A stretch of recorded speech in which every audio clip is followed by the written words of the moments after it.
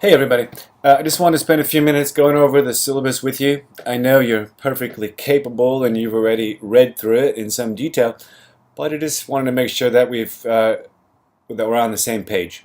So on the very top of the page, of course, you see the course title, my name. It's an online course, and perhaps more importantly, below it is my physical address on campus, Administration Building 212, my email address, and my office hours.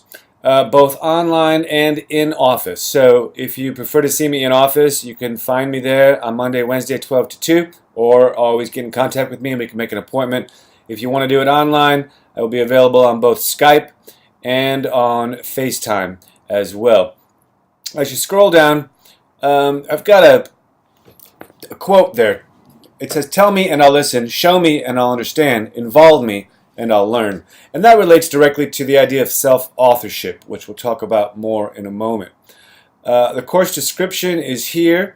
It's called Colonial Encounters in the Modern World. So colonial encounters, I think, are pretty self-defined. The idea of imperial powers, mainly European, but sometimes American, and the colonization of worlds in Africa, Asia, the Middle East, and in the New World as well, predominantly what we know as Latin America today.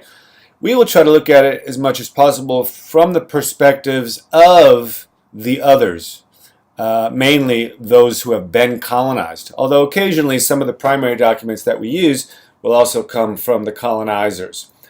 How will it be delivered? You can read through that. The module will open up at 12:01 a.m. on Monday morning, and it'll end at 11:59 p.m. on the Sunday night. That's Central Time, of course.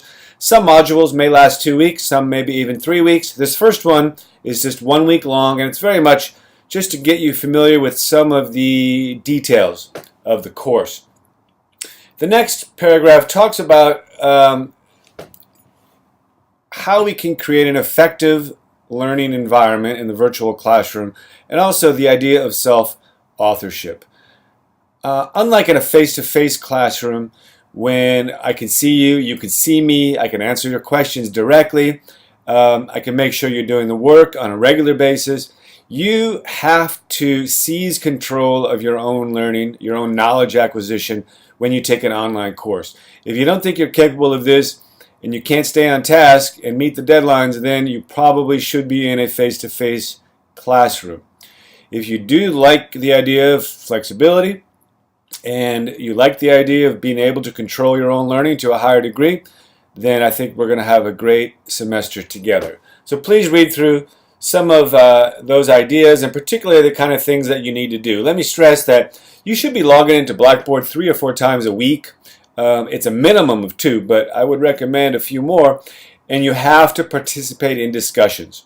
I would generally post an introduction video every week, but most of your learning is going to come from your reading, and then even more importantly, your participation in discussion sections. That's how I lecture in the classroom, and that's how I want to enhance the learning environment online. We have to have discussions between you and I, and also between students and other students as well. Time management is key when you're taking an online class. You have the flexibility to put things off, but you have to get them done. So don't. Try to start Monday. Try to get through your work a little every day during the week, or set 3 days aside, a couple hours each day, and try to keep up as much as possible. Obviously, if anything happens in any given week, I understand, but you have to let me know, because if you don't log in, I assume you're absent. I assume you don't want to do the work. You have to let me know what's going on so that I can work with you.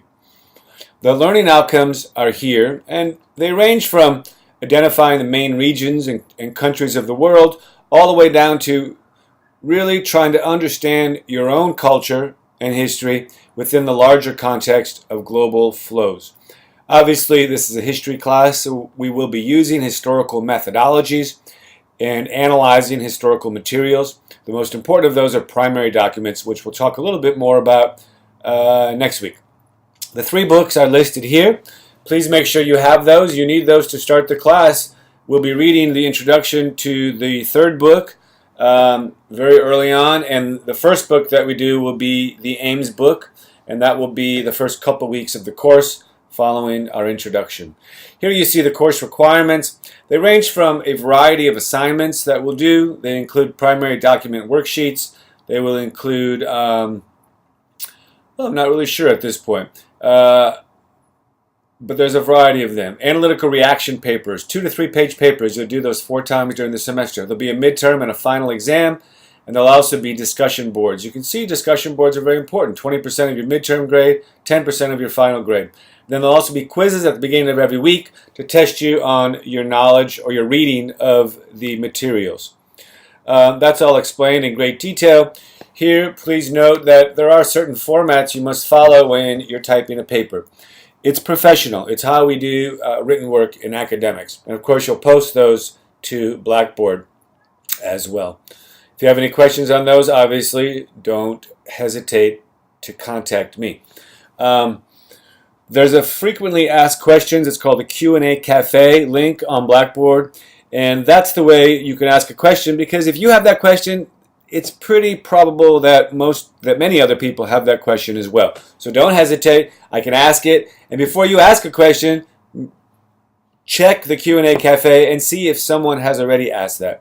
When I talked about assignments, another one is the What's Your Story? Every week I want you to find a news article that interests you and post a link to Blackboard and do a brief critique of it.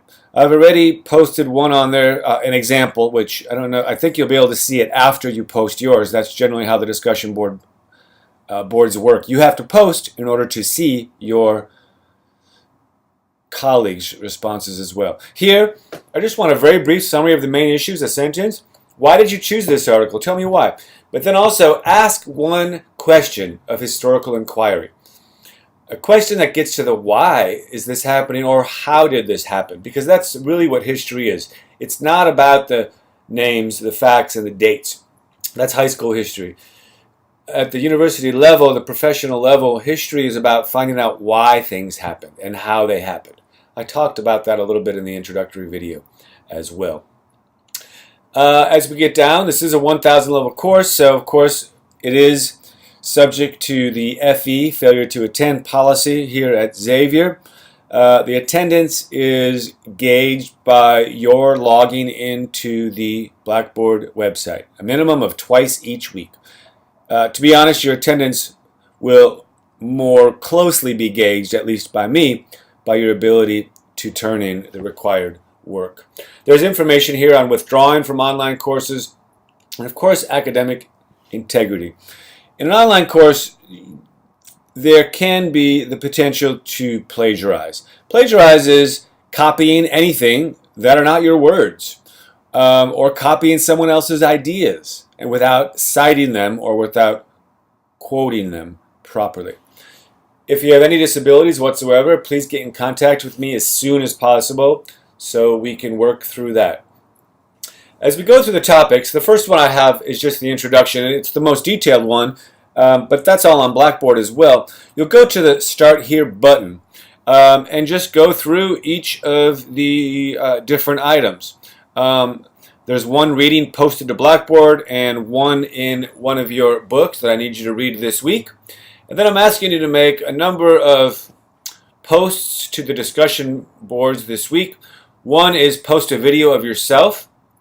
Who are you? Where are you? You can read through those questions. Be as creative as you like. Answer the question, why is it that the hunter always kills the lion? This may seem an odd question to you, but think about it and post. And then if you see some other answers that you want to reply to, certainly feel free.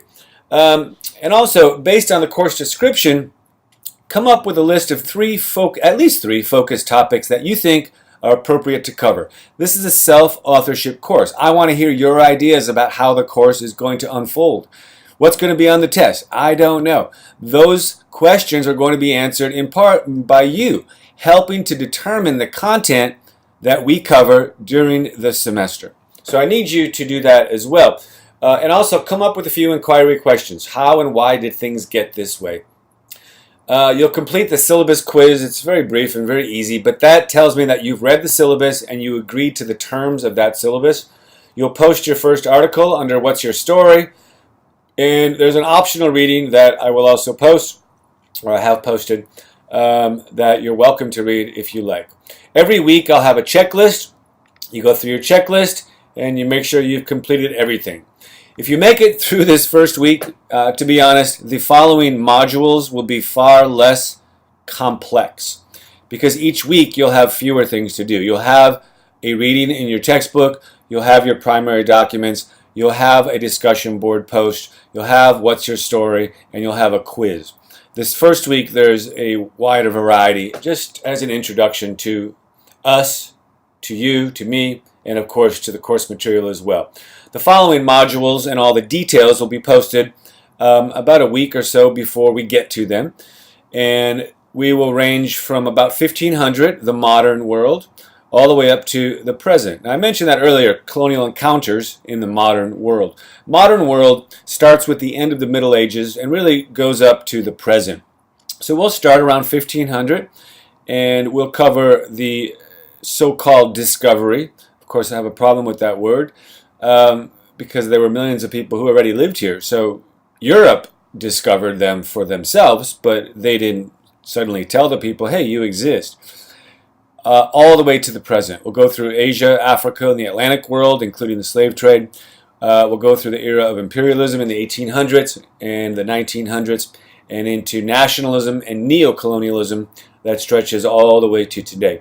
Module 6, we begin to wrap up things and look at some of what's going on today and how it got that way. Those questions, of course, are things that we deal with throughout the semester in the What's Your Story section as well. So that's all I have to say about that. I look forward to working with you this semester. Please click on the Start Here button and let me know if you have any questions. Good luck.